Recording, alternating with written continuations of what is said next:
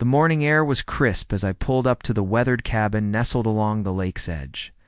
The cabin wasn't much to look at, peeling paint, warped boards, broken shutters, but it had history, and I had plans. My grandparents used to bring me here as a kid, back when the lake was lively with fishing, swimming, and late-night bonfires. When the property went up for auction, I bid aggressively and won. The deed was in my name, the taxes were paid. And for the first time in years, I was standing on soil I legally owned. I brought along my toolbox, a thermos of coffee, and a heart full of determination. The renovation wouldn't be easy, but it would be worth it. This cabin was my future escape from city noise, and maybe someday, a home for my family. But I had no idea my dream was about to collide headfirst with one of the most controlling homeowners associations I had ever encountered. I was tearing up rotten floorboards inside when I heard engines outside. Looking through the cracked window, I spotted two SUVs pulling up the gravel road. They were shiny, black, and far too official looking for a neighborhood association. Out stepped three men in matching polos with the HOS crest stitched on their sleeves. Each wore mirrored sunglasses and carried radios strapped to their belts. One of them banged on my door. "Sir, you need to step outside immediately," the tallest demanded. Confused, I set down my crowbar and opened the door.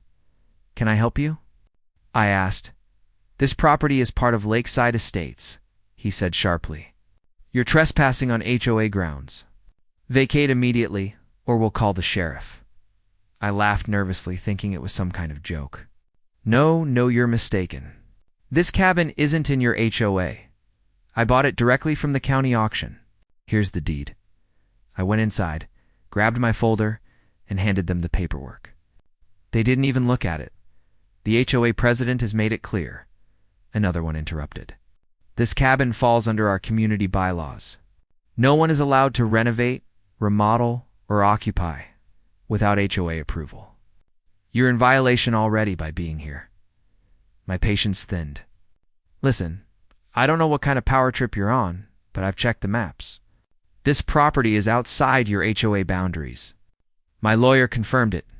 The tallest man leaned in close, his mirrored shades reflecting my frown. "Boundaries change. You either comply or face consequences." That was the moment I realized these weren't just overzealous neighbors. They were treating the HOA like a private kingdom. Instead of backing down, I doubled down on the renovation. If they wanted to intimidate me, I wasn't budging. I replaced windows, cleared brush, and even set up a small fire pit out front. Every evening, the guards would drive by slowly, glaring at me as if daring me to leave. One night, while I was hauling lumber, a spotlight flashed across the property. I walked outside to find their SUV parked at the edge of my driveway. "What do you think you're doing?" I shouted. "Keeping an eye on trespassers," one of them sneered. "You can't just harass me." "You're not law enforcement," I snapped.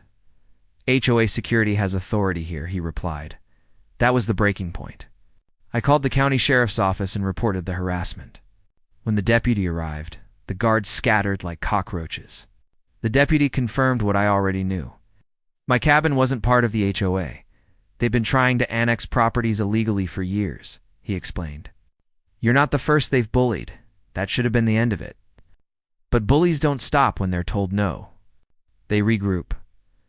A week later, I was sanding the porch railing when a luxury sedan rolled up. Out stepped a woman in her late 50s, perfectly dressed in a tailored blazer, pearl earrings gleaming in the sunlight. She walked with the self-importance of royalty. "I'm Margaret, president of Lakeside Estates HOA," she announced, as if I should bow. "You've caused quite a stir with your antics?" "Antics?" I asked. "Yes," she said, looking disgusted at the pile of lumber stacked by the dock. "This eyesore you call renovation is a violation of community standards. You can't just slap boards on this old shack and think it belongs here. You need to follow HOA guidelines."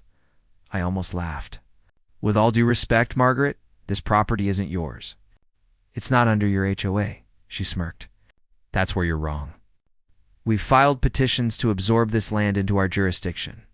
It's only a matter of time before the county approves it." Her arrogance stunned me. "That's not how it works." I own this property free and clear.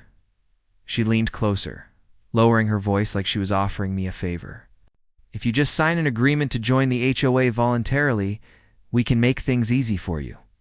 Otherwise, life here will be very inconvenient. I didn't hesitate. Not happening.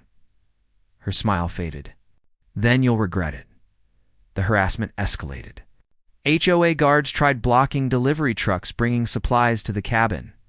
They left fake violation notices on my door. One morning, I found my dock chained shut with a padlock. That was the final straw.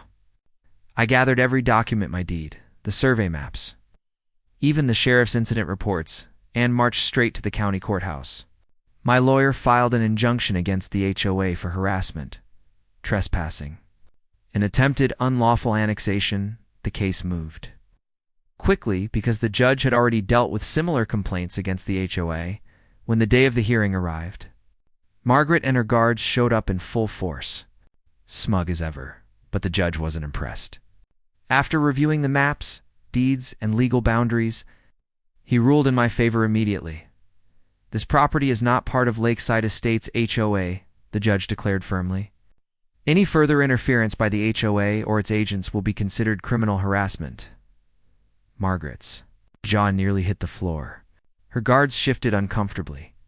The judge even ordered the HOA to pay for damages to my property caused by their interference. Walking out of that courthouse, I felt lighter than I had in weeks. Justice had been served. Today, the cabin is nearly finished. Fresh paint, new flooring, and a dock rebuilt stronger than ever. The lake sparkles in the morning sun, and I finally enjoy fishing from my porch without harassment. The HOA hasn't bothered me since the sheriff made sure of that. Margaret lost her reelection shortly after, her arrogance finally catching up with her.